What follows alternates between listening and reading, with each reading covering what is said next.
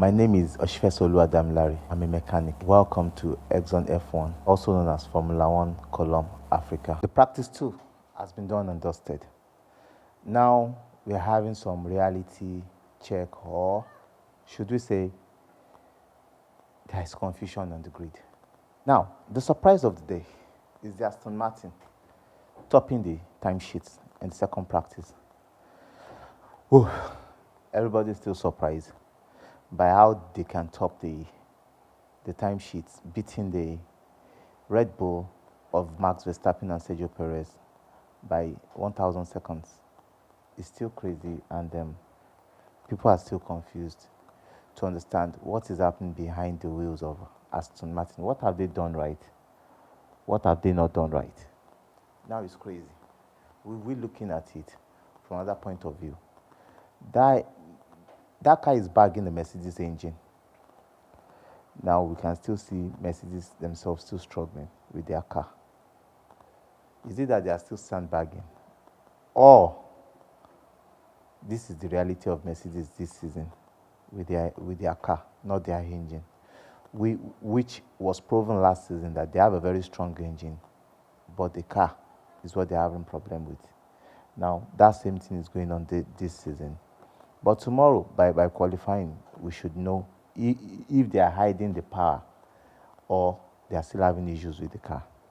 Now, in the second practice, the sandbagging came up more with Ferrari and AlphaTauri, seeing their car bounce down through the streets of Saka in Bahrain. With Alonso going into 1 minute 30 seconds, 9.7 it shows that there is something much more powerful behind that wonderful Aston Martin. But tomorrow, during the qualifying, we would see their true pace.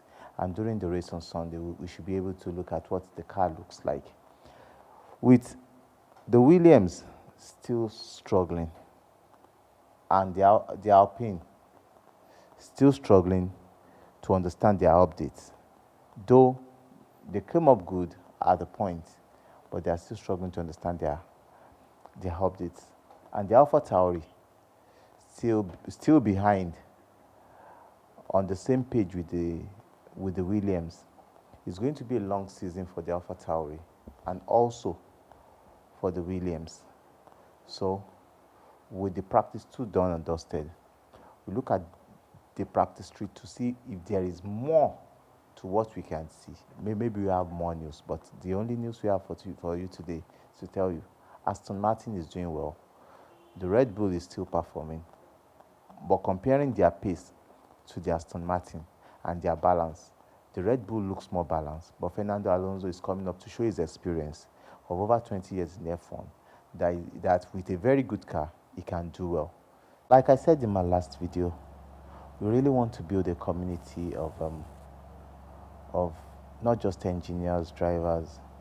We want to build a very good racing community in Formula One, not just for 1 year, 2, 3 years, for longer years, like 20, 30, 40 years, and looking on to people that would carry on the betting. I was asked about how expensive Formula One is. I can really tell you, Formula One is not a child's play. It's a very, very expensive sport. It's a time management sport, and most times only the rich can. Most times, I didn't say at all times, can participate. And I can give you example. Lance Stroll, the son of the billionaire Lawrence Stroll that owns Aston Martin. Yuki Tsunoda is a Japanese. His father is very, very rich. Zhou Guanyu, those guys come from a rich background. Nikita Mazepin, the son of the owner of Uralkali fertilizers and agro products and petrochemical products. But we still have some people that came from humble background, like Esteban Ocon, Lewis Hamilton, Fernando Alonso, and little of them that comes from very humble background. And as you all know, for some of you that might be used to Lewis Hamilton's story, it was not just because he was black, but it was a very tough. It was very tough growing up for him in the Formula One, or should I call it the karting category. His father was his mechanic. They had to work hard. His father was working two jobs and still his mechanic and still his coach and everything to him. And to put even a cat on the track for racing is very, very expensive. But we are not, like I said in the last video, we are not looking at doing it in a day or in a year. We are looking at building a community in which we can get donations, work together, get people that would race, televise it, from there get youths, build something great, and create a greater future, not just for Nigeria, not just for Africa, but for our own individuals. Because there are lots of opportunity in Formula One. It's not compulsorily you become a race driver. You can be a mechanic. You can be a data analyst. You can be a marketer in the Formula One setting, and it depends on where you want to be.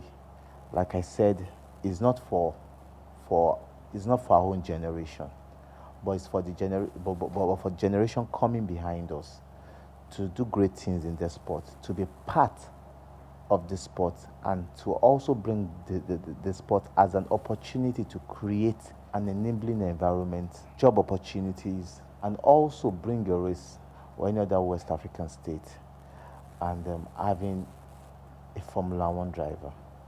We might have a Formula One mechanic. We might have the first African Formula One mechanic going to 2-3. We might have African data analyst doing some other jobs, CFD, race engineer. But the aim is getting a Formula One driver, because as of now, until there's expansion in the grid, which might come in 2026, there are still 20 people, 20 individuals driving 20 cars on the grid. And we know how difficult it is to get the job. But when we start from somewhere, we get people in the next few years getting this done, we will get there. And I would like to hear from you, to work with you. Thank you very much. God bless you.